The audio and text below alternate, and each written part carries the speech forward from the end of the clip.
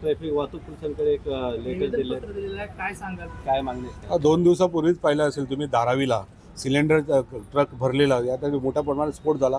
सुदैवाने जीवितहानी झाली नाही असे बातमी तर येते, परंतु लोकांचं मोठ्या प्रमाणात नुकसान झालेलं आहे. आणि चारकोप विधानसभेमध्ये पण या ठिकाणी मोठ्या प्रमाणात असा या सिलेंडर भरलेल्या सिलेंडरच्या गाड्या उभ्या असतात या ठिकाणी.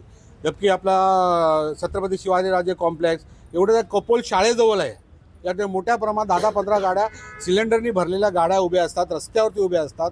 येणाऱ्या जाणार एखादा स्फोट झाला, रस्त्यावरती गाड्या बाईकवाले जातात, जर स्फोट झाला त्याची जीवितहानी झालं तर कोण जबाबदार याला, यांच्यावरती कारवाई कोण करणार? या सिलेंडरचे जे सप्लायर्स आहेत या लोकांना जेव्हा लायसन्स मिळतं तर ऐकलं आम्हाला माहिती मिळाली त्याप्रमाणे या लोकांना मोठं एखादं गोदाम दाखवावं लागतं. त्या ठिकाणी गोदामच्या बाजूला पण कुठलं वसाहत नसली पाहिजे, रहिवाशांची नसली पाहिजे. अशा प्रकारे जर गोदाम पास होतो, तिथून जर यांना जेवढे लागणारे सिलेंडर ज्या ठिकाणी पोचवायचे आहेत तेवढा ट्रॅव्हलिंग चार्ज मिळतो. या सर्व वाचवण्यासाठी हे लोक करतात, याचा पैसा हे लोक खातात हे लोक, आणि या रस्त्यावरती गाड्या उभ्या करतात, लोकांच्या जीवाशी खेळतात. जर या लोकांना पैसा मिळतो तरीसुद्धा लोकांच्या जीवाशी खेळतात, याच्यावरती कारवाई झाली पाहिजे. आणि त्याच्यानंतर आता अजून एक माहिती मिळते की हे भरलेले सिलेंडर त्यातलं कसं कुठल्या यंत्रणा वापरतात, त्यांतले गॅस काढून दुसऱ्या खाली सिलेंडर करून लोकांना सिलेंडरचा गॅस पण कमी मिळतो. म्हणजे ब्लॅक मार्केटिंग पण हे लोकांचं चाललेलं आहे. तर यांच्यावरती कायदेशीर कारवाई झाली पाहिजे, यांच्या जेवढ्या गाड्या आहेत त्या ताब्यात घेतल्या पाहिजेत. यासाठी आता कांदिवली वाहतूक विभागाला, कांदिवली पोलीस स्टेशन आणि चारकोप पोलीस स्टेशनला आम्ही पत्र दिलेलं आहे. या 2-3 दिवसात जर कारवाई, आणि त्यांचे व्हिडिओही दिलेले आहेत की या ठिकाणी गाड्या आजही उभ्या आहेत, आत्ताही उभ्या आहेत. जर या लोकांनी 2 दिवसात त्या गाड्यांवरती कारवाई केली नाही, त्यांचे जे मालक आहेत त्यांच्यावरती कारवाई केली नाही, मग मनसे स्टाईलने आम्ही रस्त्यावरती उतरून मग आंदोलन करू. मग नंतर जो परिणाम होईल याला पूर्ण पोलीस प्रशासन जबाबदार असेल. नक्कीच आहे, मेट्रो कारशेड यार्ड आहे, तिकडे वसाहत आहे, रहिवासी राहतात त्या ठिकाणी. स्लममध्ये स्फोट झाला, स्लम भाग आहे तो. आता धारावीसारख्या भागात झालेला आहे. एका लोकांची जीवाशी एखादा जीव गेला ते वाट बघतायत का हे पोलीसवाले?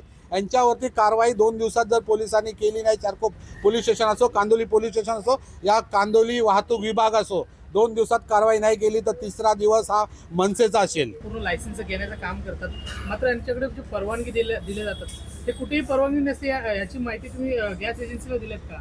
नक्कीच आता पत्र तिथे पण दिलेलं. कारण काय बघा, नियम आहेत की हे लोक जेव्हा लायसन्स पास होतं यांना गोदाम कंपल्सरी दाखवावंच लागतं ना.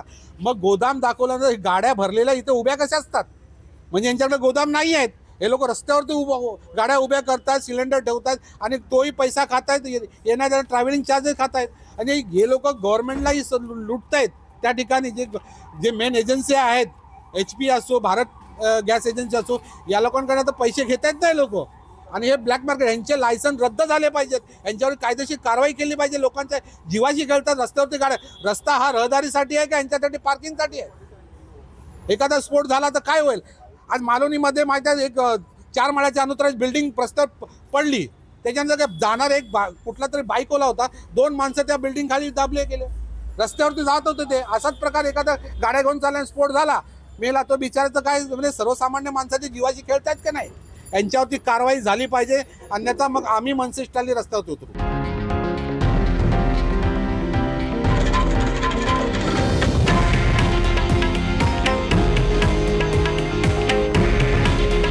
हे आहे देशातील नंबर 1 न्यूज नेटवर्क आणि आपण पाहत आहात TV9 मराठी. काळजी तुमची, हित महाराष्ट्राचं.